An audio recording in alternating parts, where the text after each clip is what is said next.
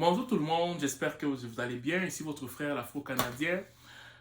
Aujourd'hui, on va parler de l'intégration parce que je me rends compte que dans ma communauté, ou la communauté de part et d'autre qu'on trouve au Québec ou au Canada, il y a beaucoup de gens qui se mettent la pression au niveau de l'intégration.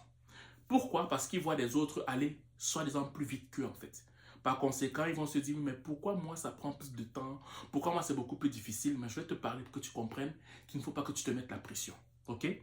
Bien avant de parler de ça, comme je vous le dis, nous on fait des rencontres virtuelles aux 2 semaines chaque samedi. Donc si tu aimerais vraiment en savoir plus sur l'intégration au Canada, les bons et les mauvais côtés de ne pas s'intégrer, le fait d'avoir des expériences des autres, partager et tout, et que ça t'intéresse, ben, n'hésite pas de t'enregistrer sur le lien qui est en bas sur YouTube, sur Facebook qui est en haut, et sur TikTok, tu m'écris juste en aparté pour avoir le lien, je vais te l'envoyer. Ok? Voilà. Vous savez, la majeure partie de ceux qui viennent ici au Canada ne s'intègrent pas forcément de la bonne façon. Quand je parle de l'intégration, ce n'est pas forcément sur le plan social. Moi, je parle plus sur l'aspect professionnel. L'intégration ici, là, je vais mettre ça sur l'aspect professionnel. Ce n'est pas parce que quelqu'un a l'air d'aller plus vite dans son intégration professionnelle que toi, tu as forcément échoué parce que ça prend plus de temps.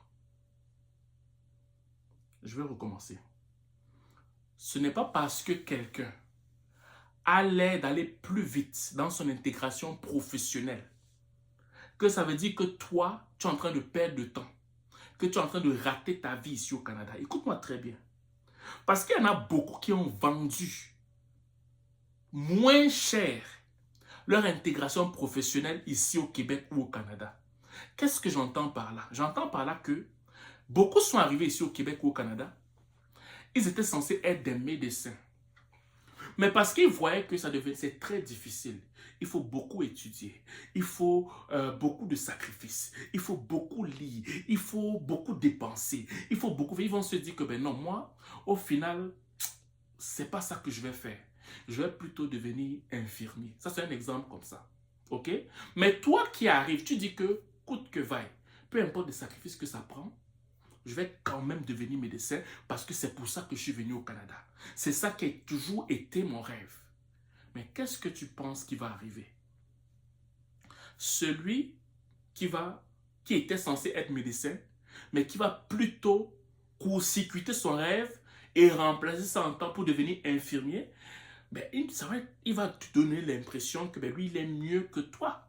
Alors que toi, avant même de commencer ta profession, tu es en train d'amasser de l'argent. Tu n'as même pas encore commencé. Tu n'as même pas encore commencé tes études pour devenir médecin.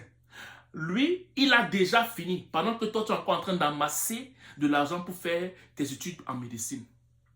Donc, pendant que toi, tu es en train d'amasser de l'argent pour faire ton rêve, lui, il a fini déjà sa formation alors qu'il était censé être médecin. Mais lui, il est déjà infirmier pendant que toi, tu es encore en train d'amasser de l'argent pour t'inscrire et devenir médecin parce que ça a toujours été ton rêve.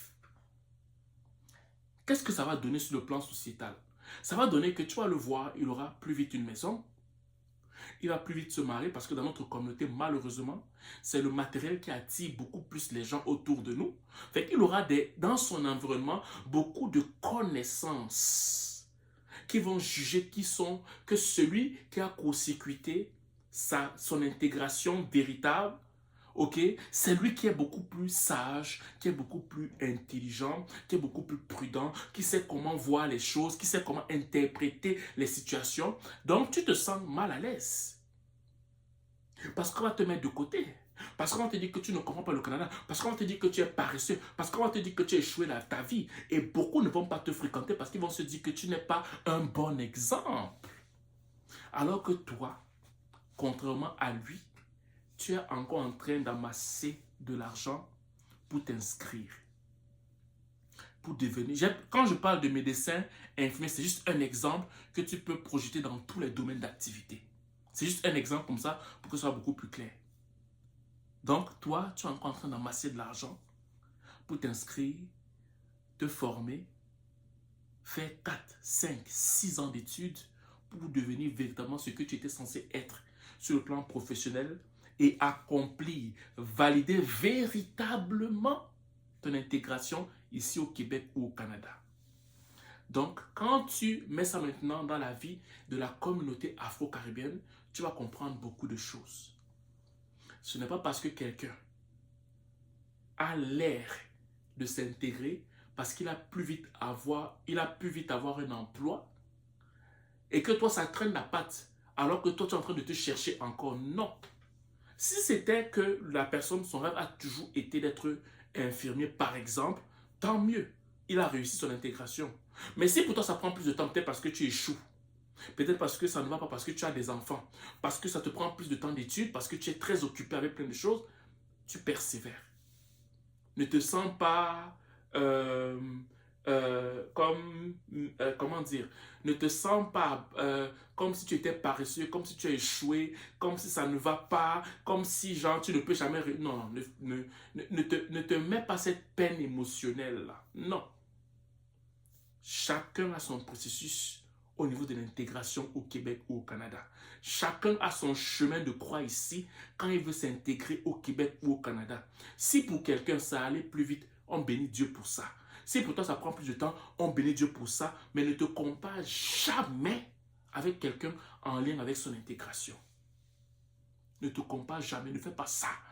Tu vas te faire mal pour rien. Parce qu'il y en a beaucoup qui ont court-circuité leur intégration pour aller faire quelque chose qui donne plus vite. Je recommence. Il y a beaucoup qui savaient qu'ils étaient censés faire ça au Canada, mais ils ont fait autre chose, pas parce qu'ils n'avaient pas la capacité de faire, mais parce qu'ils ont refusé de faire. Mais toi qui arrives, tu dis que toi, tu vas quand même faire, peu importe le sacrifice que ça va prendre, mais eux là, ils vont te prendre pour un fou.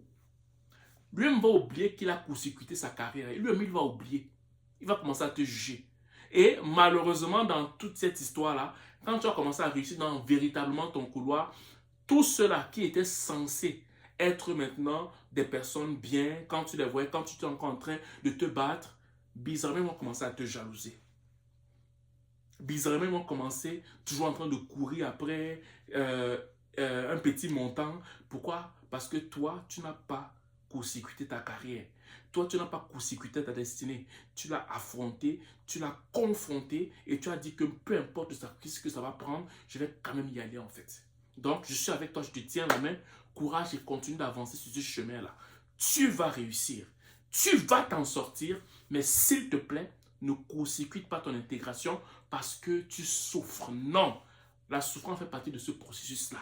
Le manque fait partie de ce processus-là et je suis convaincu que tu vas t'en sortir. Voilà. Donc, c'est ce que je vais te transmettre comme message. J'espère que ça va te motiver et que tu vas te retrousser les manches et continuer à persévérer par rapport à cette intégration professionnelle qui t'a amené au Canada. Voilà. Sur ce, je te souhaite de passer une excellente journée ou une excellente soirée, dépendamment du lieu où tu m'écoutes. Ciao.